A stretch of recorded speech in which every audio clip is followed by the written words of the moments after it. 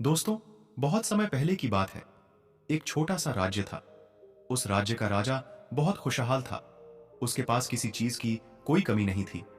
प्रजा भी अपने राजा का खूब आदर सत्कार किया करती थी। प्रजा अपने राजा से बहुत खुश थी। लेकिन आज कुछ ऐसा हुआ था जिससे राजा की नींद हराम हो चुकी थी। राजा को रात भर नींद नहीं आ रही थी 30 सालों से। आज तक ऐसा कभी नहीं हुआ था। राजा के साम्राज्य पर आज तक किसी ने हमला करने का प्रयत्न तक नहीं किया था। लेकिन आज पड़ोसी राज्य ने इस छोटे यीमिंग से राज्य पर आक्रमण कर दिया। और आज राजा को अपने 30 साल पहले की वह दिन याद आने लगे जब वह एक राजा न होकर केवल एक सेनापति था और वह अपनी राजा की आज्ञा का पालन करते हुए युद्ध की तैयारियां कर रहा था। लेकिन उस वक्त उसके मन में कोई शंका नहीं थी। किसी चीज का निर्णय नहीं लेना था। इसलिए वह चैन से उन चीजों की तैयारियों में जुटा था। राजा बहुत दुविधा में था। उसे समझ नहीं आ रहा था कि आखिर वह अपने साम्राज्य को किस तरह से किसी और राजा के हाथों में सौंप दे, जिस साम्राज्य को हासिल करने के लिए उसने और दिन रात एक कर दिया। कई लोगों को धोखा दिया, कई लोगों को पीड़ा दी, कई लोगों को कष्ट दिया, कई प्रकार की राजनीति रची, कई प्रकार के षड्यंत्र रचे। इतनी सारी मेहनत करने के बाद जब उसे राजा का सिंहासन प्राप्त हुआ है, उस सिंहासन को, उस साम्राज्य को वह अपने हाथों किसी और को कैसे थमा दी। राजा को कुछ भी समझ नहीं आ रहा था कि वह क्या करे। वह बहुत चिंतित था, परेशान था, करवटें बदल रहा था, लेकिन उसे कोई तरीका सूझ ही नहीं रहा था। राजा यह बात बहुत अच्छी तरह से जानता था कि बात केवल मेरी नहीं है, इस पूरे साम्राज्य की है। राजा ध्यान करना जानता था। वह बार बार ध्यान करने का प्रयास भी कर रहा था ताकि वह शांत हो सके, उसका मन शांत हो सके और वह अपनी अंतरात्मा की आवाज सुन सके। उसने कई बार प्रयास किया, लेकिन हर बार उसे असफलता ही हाथ लगी। वह अपने मन की आवाज अर्थात अपनी अंतरात्मा की आवाज सुनने में असफल रहा, जिस कारण वह बहुत परेशान था, चिंतित था और बहुत दुविधा में था। वह समझ नहीं पा रहा था कि आखिर वह क्या फैसला करे। और उसके पास बहुत कम समय भी बचा हुआ था। केवल उसके पास आज रात का ही समय था। कल सुबह पड़ोसी राज्य उस पर आक्रमण कर देगा। यदि वह केवल अपने लिए फैसला करता है तो इस साम्राज्य के लाखों लोगों की जान पर बना सकती है। और यदि वह इस पूरे साम्राज्य के लिए सोचता है तो उसे भी उसी राज्य के राजा के सामने झुकना होगा, उनका सम्मान करना होगा और अपने हाथों इस साम्राज्य को उन्हें सौंपना होगा। राजा बेहद दुविधा में था, अत्यधिक परेशान था। आखिरकार वह अपने महल की छत पर पहुंचा, जहां ठंडी ठंडी हवाएं बह रही थीं। रात का समय था, चारों तरफ सन्नाटा था, खामोशी थी। राजा ने छत पर पहुंचकर आसमान की तरफ देखा। आसमान में एक पक्षी निडर होकर उड़ रहा था, अपनी ही मस्ती में, अपने ही अंदाज में। उसे रोकने वाला कोई न था। उस पक्षी को देखकर राजा को यह एहसास हुआ कि जब तक कोई व्यक्ति अकेला होता है तब तक वह मस्त होता है, अपने में खोया हुआ होता है। उसे किसी प्रकार की कोई जिम्मेदारी नहीं उठानी पड़ती। वह जब चाहे, जैसा चाहे वैसा फैसला ले सकता है। लेकिन जब हमारे सर पर जिम्मेदारी आ जाती है तो फिर एक आदमी अपना अकेलापन, अपनी मस्ती, अपनी आजादी खो बैठता है, क्योंकि उसके सर पर जिम्मेदारियां हैं।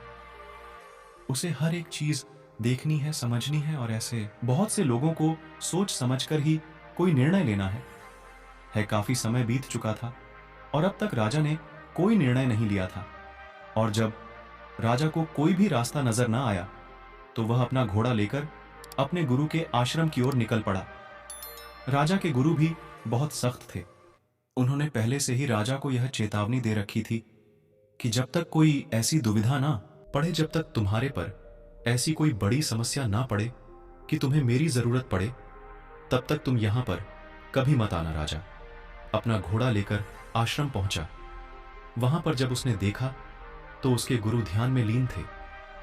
वह अपने गुरु के ध्यान को भंग नहीं करना चाहता था। अपने गुरु को ध्यान में देख उसके मन में एक बार फिर से द्वंद्व युद्ध चालू हो गया। उसका एक मन कहता कि गुरु को ध्यान से बाहर लाओ, तभी वहीं पर उसका दूसरा मन कहता, नहीं नहीं, यदि गुरु को ध्यान से बाहर लाया गया तो यह उचित नहीं होगा।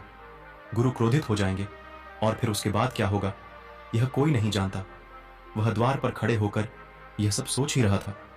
तभी तक आश्रम से आवाज आई, हे राजन, तुम दरवाजे पर खड़े होकर क्या कर रहे हो? भीतर आओ। राजा आश्रम के भीतर गया और उन गुरु को प्रणाम करके कहता है, गुरुदेव, आप तो मेरे मन की बातें भली भांति जानते हैं। आपको यह भी पता होगा कि आज मैं क्यों यहां पर आया हूं और किस बात से मैं चिंतित हूं। चिंता के कारण मुझे नींद नहीं आ रही। आप ही बताइए, मैं क्या करूं? मैं किस तरह से एक निर्णय लूं? मैं किस तरह से अपनी अंतरात्मा की आवाज सुनूं जिससे मैं निर्णय लेने में सफल होता हूं? किस तरह से मैं एक सफल निर्णय लूं और किस तरह से मैं अपने साम्राज्य को बचा पाऊंगा? राजा की यह बात सुनकर कुलगुरु मुस्कुराने लगे और राजा से कहते हैं, हे राजन, हर इंसान के दो मन होते हैं। एक मन उसे कोई काम करने के लिए प्रेरित करता है तो दूसरा मन उसी काम को टालने का प्रयास करता है, उस काम से पीछा छुड़ाने का प्रयास करता है। और इन्हीं दोनों मन के बीच में हम फंस कर रह जाते हैं। हम किसी एक तरफ निर्णय नहीं ले पाते, हम किसी एक दिशा की तरफ नहीं बढ़ पाते और ऐसे समय पर हमारे मन में सवाल उत्पन्न होने लगते हैं कि जो फैसला हम लेने जा रहे हैं क्या वह सही है या फिर गलत। ऐसी स्थिति हमेशा आधी अधूरी हो जाती है और वह हमें अपने पूरे जीवन भर पछताने के लिए मजबूर कर देती है। तभी वह राजा कहता है कि गुरुवर, यह तो मैं भी जानता हूं और मैं भी इसी शंका में फंसा हुआ हूं। मैं यहां से निकल नहीं पा रहा। मुझे यह नहीं समझ आ रहा कि मैं किस तरफ जाऊं, मैं कैसे सही निर्णय लूं, मैं कैसे अपनी अंतरात्मा की आवाज सुनूं जिससे मैं एक सही निर्णय ले पाऊं। आप मुझे कृपा करके कोई मार्ग दिखाइए, कोई सही तरीका बताइए जिससे मैं सफल और सही निर्णय ले पाऊं, जिससे मुझे जीवन भर पछतावा ना हो।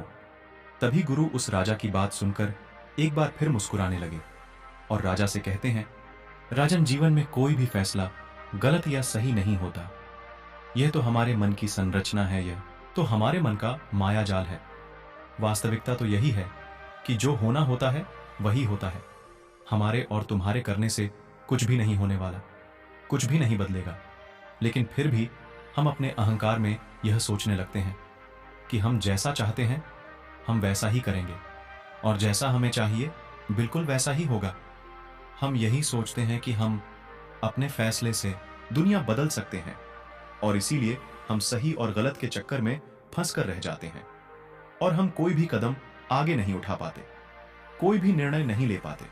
लेकिन वास्तविकता तो यही है कि फैसला कभी भी गलत और सही नहीं होता।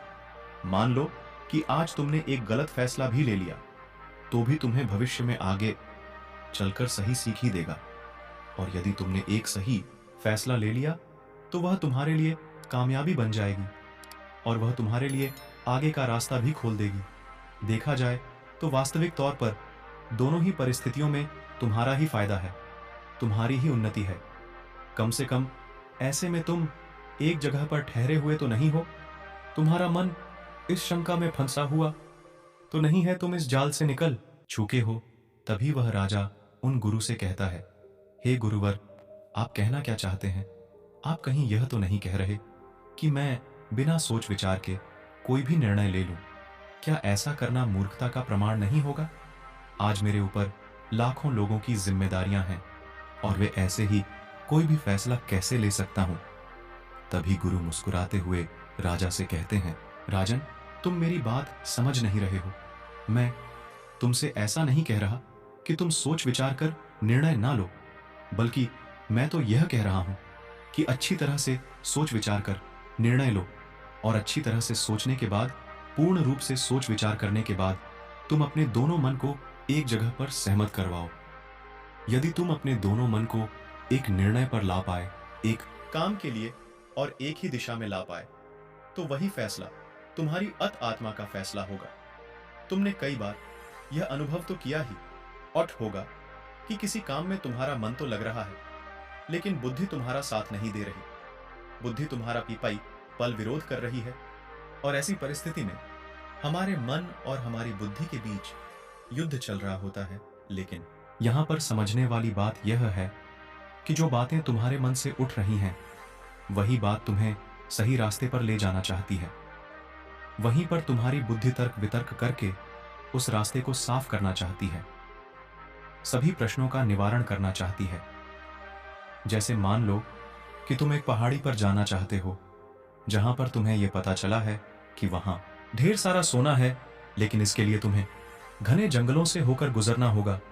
तुम्हारा मन वहां जाने के लिए तैयार है, वह सोने को पाना चाहता है, लेकिन तुम्हारी बुद्धि तुमसे यह कह रही है, जंगल बहुत घना है और बहुत खतरनाक भी है।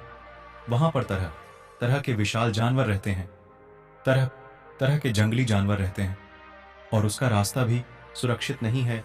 वहां पर चोर डाकू और लुटेरे भी हो सकते हैं, पर पता नहीं वहां पर रास्ते में कुछ खाने पीने को मिलेगा या नहीं मिलेगा। और तो और हमारी जान को खतरा भी हो सकता है कि सारे प्रश्न हमारी बुद्धि खड़ी करती है। लेकिन इसका अर्थ यह नहीं कि तुम्हारी बुद्धि तुम्हें रोकने का प्रयास कर रही है, बल्कि वह तुम्हें सतर्क कर रही है। और जब तक तुम अपनी बुद्धि के सवालों का निवारण ना कर लो, तब तक आगे बढ़ना मूर्खता का प्रमाण ही होगा। ऐसे रास्ते पर जाने से पहले तुम्हें अपने खाने पीने की सामग्री का इस्तेमाल करना होगा। उसके बाद सुरक्षा के लिए कुछ हथियार और कुछ सैनिकों को भी साथ लेना होगा। और जब जब तुम्हारी बुद्धि पूरी तरह से संतुष्ट हो जाए, जब उसके सभी सवालों का निवारण तुम कर लो, तब तुम आगे बढ़ सकते हो, क्योंकि अब तुम्हारी बुद्धि के सभी सवालों का निवारण हो चुका है। लेकिन कुछ ऐसे लोग भी होते हैं जिन्हें पता होता है कि उस पहाड़ी पर खजाना है, लेकिन फिर भी, और वह यह भी जानते हैं कि रास्ता बड़ा कठिन है, लेकिन वह अपनी यात्रा कभी शुरू ही नहीं करते हैं। यह बात और है कि हो सकता है कि तुम्हें वहां पर पहुंचकर कोई खजाना ना मिले और तुम्हें वहां से खाली हाथ ही लौटना पड़े। लेकिन तुम्हें इस सत्य को भी जान लेना आवश्यक है कि जो होना होता है वही होता है। उसका अफसोस करके कोई मतलब नहीं। तुमने तो अपनी पूरी कोशिश की थी, तुमने अपना पूरा प्रयास लगा दिया था, लेकिन इसके बाद भी तुम्हें सफलता ना मिले तो इसका अर्थ यही है कि वहां पर तुम्हारे लिए जो होना था वही हुआ है। उसका अफसोस करके कोई अर्थ नहीं, लेकिन उसे यूं ही जाने भी नहीं देना चाहिए। उस हार से, उस अनुभव से हमें कुछ सीखना चाहिए, उसे सीख लेनी चाहिए, और उसके बाद तुम्हें अपनी कोशिशों को और भी ज्यादा बेहतर बनाना चाहिए। सिर्फ इसी चीज पर काम करना चाहिए ना, कि व्यर्थ बैठकर पश्चाताप करना चाहिए, अफसोस करना चाहिए। मैं तो तुम्हें बस यही समझाना चाहता हूं कि अंतरात्मा की आवाज हमें तब सुनाई देती है जब हमारा मन और हमारी बुद्धि दोनों एक बात पर पूर्ण रूप से सहमत हो जाते हैं। तभी वह गुरुवर उस राजा को सावधान करते हुए कहते हैं, हे राजन, मेरी एक बात और अपने दिमाग में अच्छी तरह से बैठा लेना। जब भी कोई हानि होती तो वह अपने पीछे पश्चाताप और अफसोस जरूर छोड़कर जाती है। तुम्हें हमेशा अपनी हार पर ऐसा ही लगेगा। यदि मैंने कुछ ऐसा कर दिया होता तो शायद मैं सफल हो गया होता, और यही पश्चाताप, यही अफसोस तुम्हें हर काम के पीछे नजर आएगा जिस काम में तुम असफल हुए हो। जब भी कोई व्यक्ति असफल होता है तो वह यही सोचता। दोस्तों, उम्मीद है कि यह कहानी में आप लोगों ने कुछ सीखा होगा। शेयर करें और लाइक और सब्सक्राइब करें। धन्यवाद।